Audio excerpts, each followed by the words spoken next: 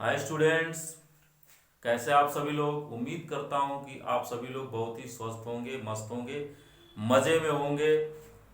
लेकिन अपनी ज़िंदगी को केवल मज़े में ही मत बिता दीजिए। स्टूडेंट लाइफ से अच्छी कोई लाइफ नहीं है। यह किसी भी व्यक्ति के जीवन का स्वर्ण युग होता है। यह समय कभी नहीं आता है ज़िंदगी में दोबारा। और इस समय का आप अच्छे से अच्छे उपयोग कर लीजिए ताकि आप जीवन में अच्छा कुछ कर सकें। जब समाज की, परिवार की जिम्मेदारी आपके ऊपर आ जाएगी पूरी तरीके से, उस वक्त आपके जहन में ये बात आएगी कि सर जी कुछ कह रहे थे और हम उस पर ध्यान नहीं देते थे। इसलिए अभी आप समय रहते हुए उसका ध्यान दीजिए और जो भी चीज़ें मैं बता रहा हूँ उसको आप ग्रहण करने की कोशिश करिए। और दूसरे जो भी आपके साथी हैं उनको भी बताइए कि इस जीवन से बढ़कर अच्छा कोई जीवन नहीं होता है। इसलिए आप समय रहते आप अच्छे से पढ़ाई करिए ताकि आप कुछ कर सकें अपने जीवन में। तो आज मैं आप लोगों को घन और घनाभ के बारे में बताऊंगा, ठोस ज्यामिति या जिसको आप मेंसुरेशन कहते हैं। तो पहले आप घन और घनाभ को देख लीजिए क्या होता है घनाभ। ये आकृति जो मेरे हाथ में, इसको आप ध्यान से देखिए। इसमें तीन विमाएं होती हैं। जो भी घन या घनाभ की आकृति होती है, तीन विमाएं होती हैं। इसमें जो इस तरह, जो ऊपर की तरफ जो ये विमा है इस तरह की, इसको आप ऊंचाई बोलेंगे। और ऐसे जो है ये, इसको आप लंबाई बोलेंगे। और इस तरीके से जो ये है, ये हिस्सा, ये इसकी चौड़ाई है। यानी तीन विमाएं इसमें होंगी, लंबाई, चौड़ाई और ऊंचाई। घनाभ के बारे में पहले आपको बता रहा हूं मैं। घनाभ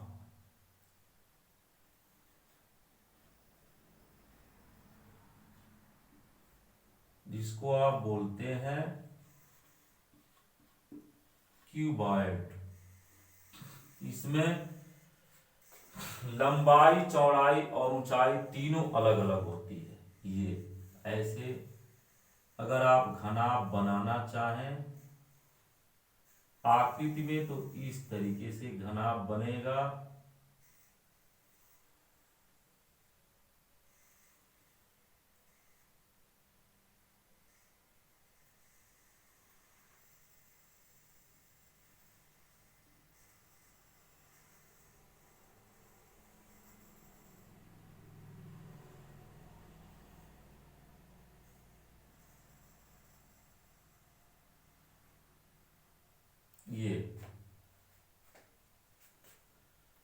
ये उसकी ऊंचाई हो जाएगी h, और ये इसकी चौड़ाई हो गई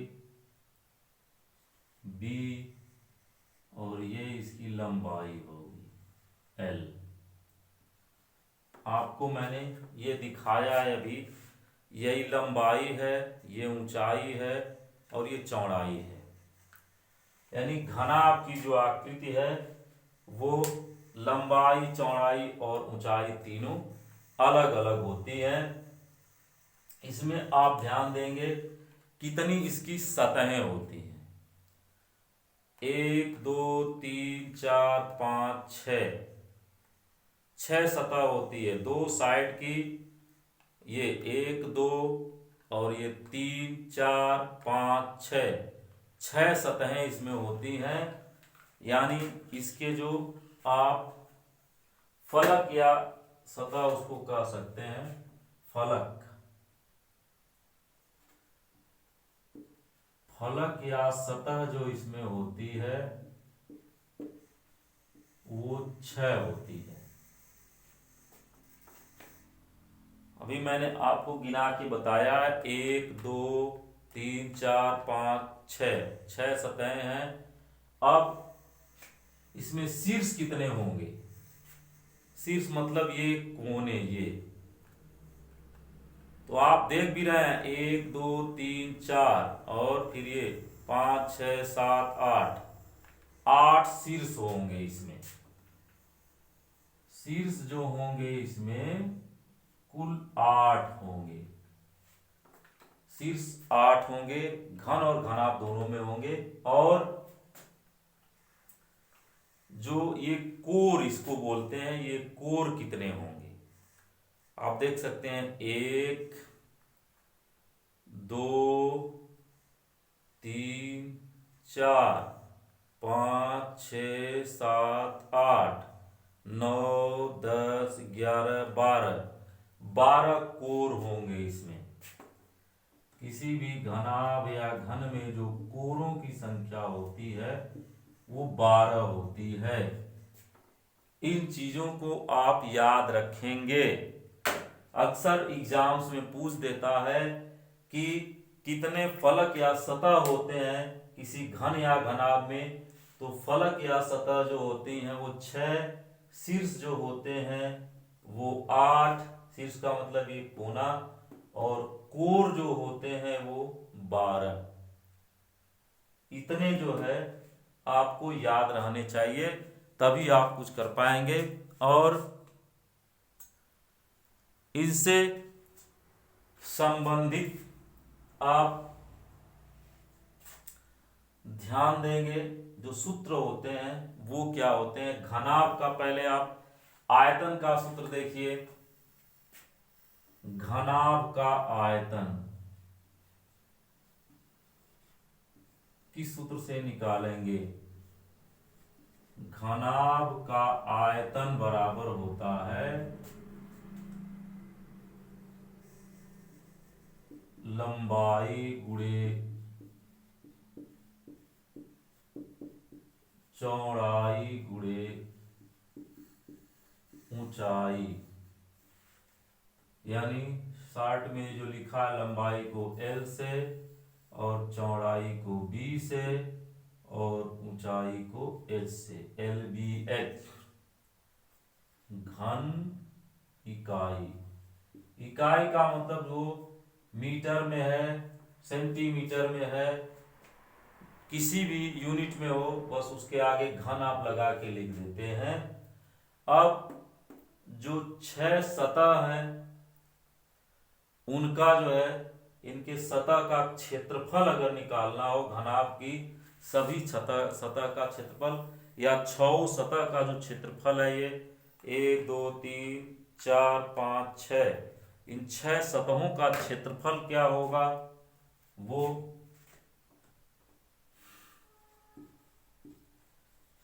घनाभ की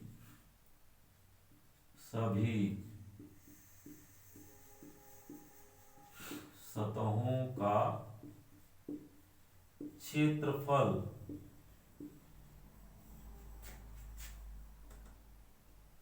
बराबर होगा 2 ब्रैकेट में LB plus BH plus LH।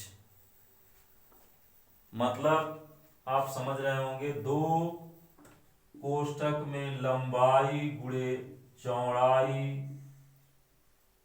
Plus चौड़ाई गुणे ऊंचाई प्लस लंबाई गुणे ऊंचाई, और क्षेत्रफल का जो इकाई होती है वो वर्ग लगा के उसके आगे इकाई लिख देंगे। वर्ग मीटर, वर्ग सेंटीमीटर, वर्ग डेसीमीटर, वर्ग डेकामीटर, जो भी होगा उसके आगे वर्ग आप लगा देंगे। ये 2 मुख्य फार्मूले हैं, इनसे संबंधित जो है अक्सर आपके सवाल आते रहते हैं। आपके किसी भी एग्जाम में कोई भी प्रतियोगी परीक्षा हो उसमें आते हैं, सभी प्रतियोगी परीक्षाओं में, इसलिए इन फार्मूलों को याद रखेंगे। इससे संबंधित हम सवाल में भी बता रहे हैं, आप घन को भी देख लीजिए। ठीक घनाभ की तरीके से ये भी होता है, और आप इसको आप समझ सकते हैं आसानी से। इसमें लंबाई, चौड़ाई और ऊंचाई तीनों बराबर होती है। ये घनाभ होगा, घनाभ की लंबाई, चौड़ाई और ऊंचाई तीनों बराबर होगी, इसलिए इसको घन कहेंगे। घनाभ की लंबाई चौड़ाई ऊंचाई अलग होती है और घन की लंबाई चौड़ाई ऊंचाई जो होती है वो सब बराबर होती है तीनों, ऐसे।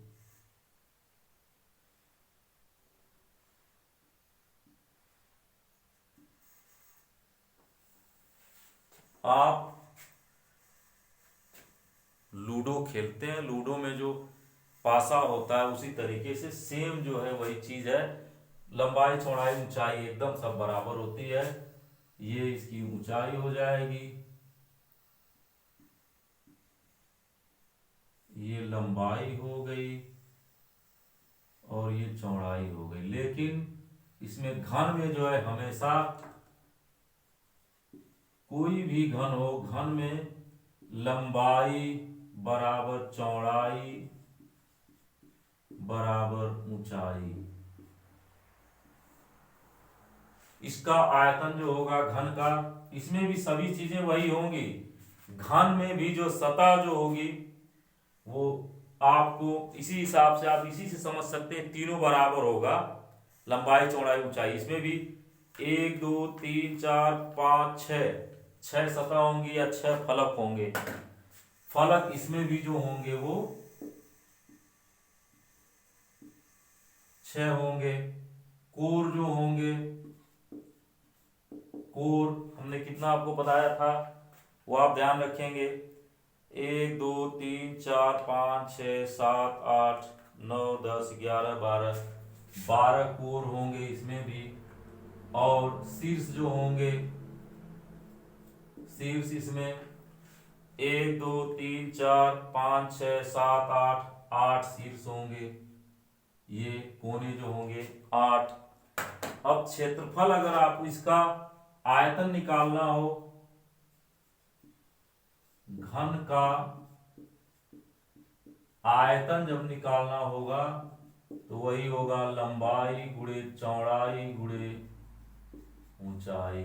लेकिन इसमें तीनों बराबर हैं, तो अगर आप लिखें तो L into B into H, या तीनों को चूंकि तीनों बराबर हैं तो तीनों को A आप लिख सकते हैं, A इंटू ए, यानी ये तीनों बराबर हैं तो A का क्यूब, जब A गुणे तीन बार गुणा करना है तो A का क्यूब घन इकाई।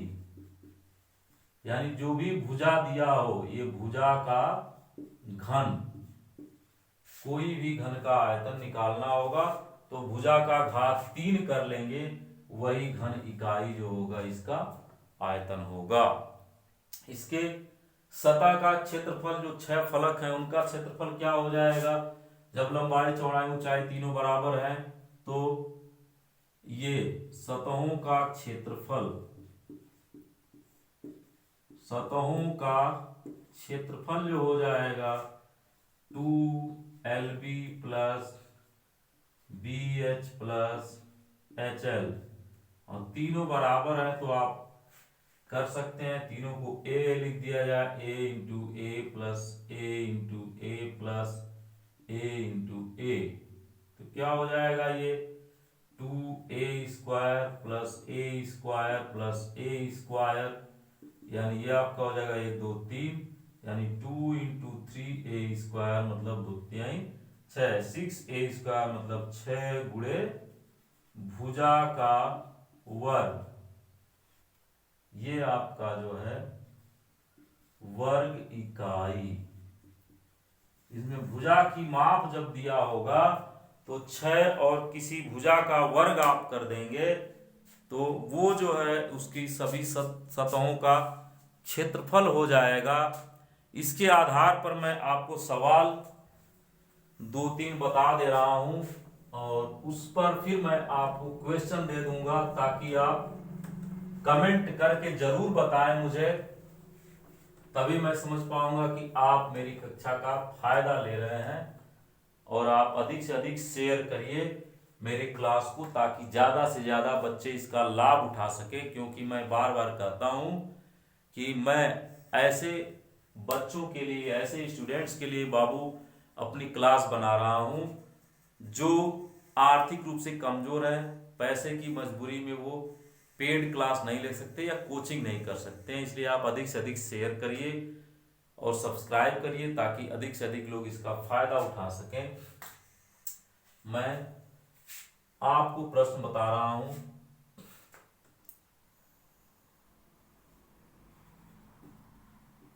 किसी घनाभ की लंबाई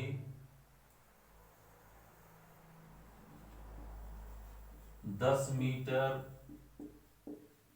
चौड़ाई 5 मीटर तथा ऊंचाई 15 मीटर है।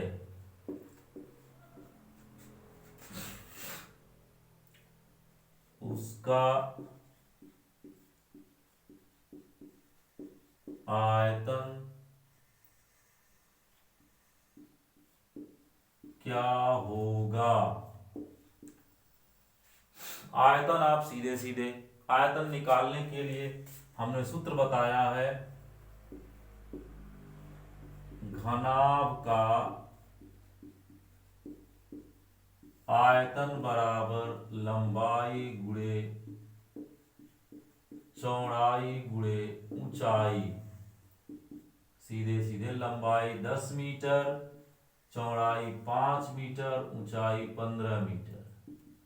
तो 15 पचे 75, दहा में 750 घन मीटर। ये आप आसानी से समझ गए होंगे। सीधे सीधे आप गुणा कर देंगे और घन मीटर में जो है इसका आयतन आ जाएगा। अब देखिए, ऐसे ही घन दिया हो किसी घनाकार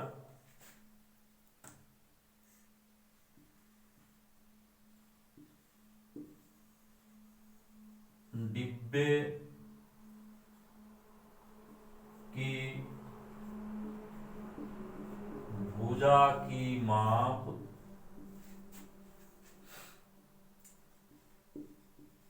10 सेंटीमीटर है।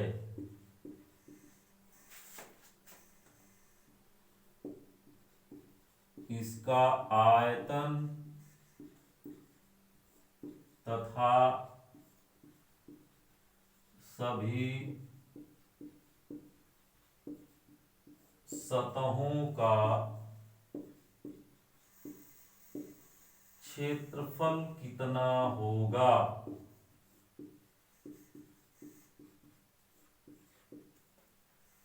भुजा की माप 10 सेंटीमीटर दे दिया है, तो घन का आयतन, हल इसका आप देख लीजिए, घन का आयतन बराबर होता है भुजा का घन, यानी भुजा का घात 3। तो ये 10 का घात आप 3 कर देंगे, इसका मतलब 10 गुणे 10 गुणे 10, तीनों का गुणा कर देंगे तो आ जाएगा 1000 घन सेंटीमीटर, या सेंटीमीटर का घन या घन सेंटीमीटर आप लिख सकते हैं। सतहों का क्षेत्रफल, इसके घन की सतहों का क्षेत्रफल क्या होता है? घन की सतहों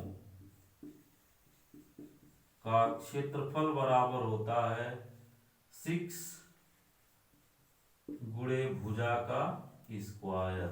ये तो 6 गुणे 10 का वर्ग कर देंगे, यानी 6 गुणे 10 गुणे 10 ये हो जाएगा। तो ये 6 गुणे 10 दहा में 100 बराबर 600 वर्ग सेंटीमीटर। मेरे ख्याल से आप समझ गए होंगे आसानी से। अब आप इस पर हल कर सकते हैं। एक और सवाल, इस पर आधारित प्रश्न आप हल कर सकते हैं। एक और आप सवाल देख लीजिए घनाभ से संबंधित, फिर मैं आपको प्रश्न दे दूंगा और आप जरूर कमेंट बॉक्स में लिखेंगे।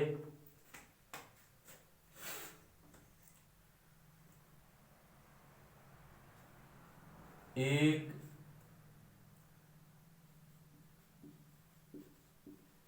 समतलीय ईंट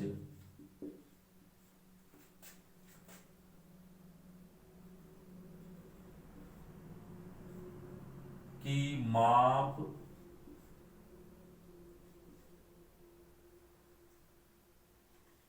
15x5x8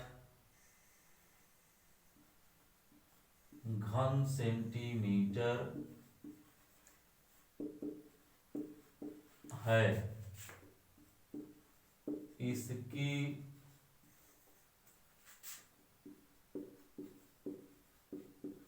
सतहों का क्षेत्रफल कितना होगा। अब इस तरीके से जब लिखा हो तो मतलब इसमें लंबाई चौड़ाई ऊंचाई दिया है, कोई इसमें लंबाई हो सकती, कोई चौड़ाई कोई ऊंचाई हो सकती है। तो आप सतह का क्षेत्रफल निकालने के लिए ईंट की लंबाई चौड़ाई ऊंचाई अलग अलग दिया ही है, तो आप वही घनाभ वाला निकाल लेंगे सूत्र से। घनाभ की सतहों का क्षेत्रफल बराबर होता है 2LB plus BH plus HL। तो 2 ये 15 गुणे 5 प्लस 5 गुणे 8 प्लस 15 गुणे 8 ये हो गया।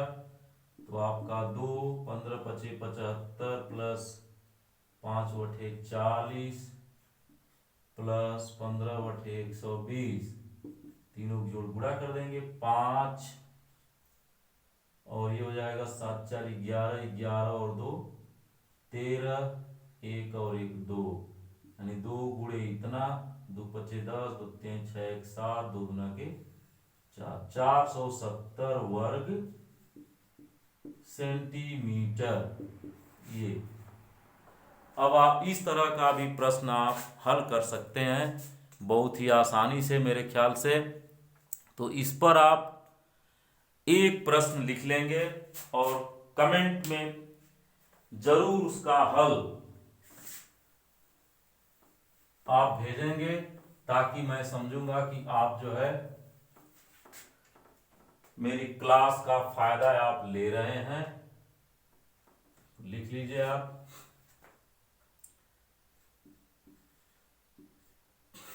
एक घनाकार टंकी जिसकी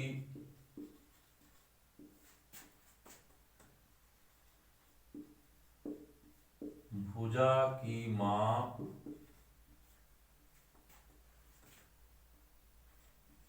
120 सेंटीमीटर है, उसका आयतन तथा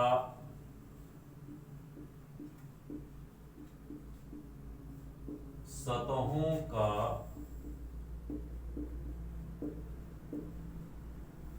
क्षेत्रफल कितना होगा।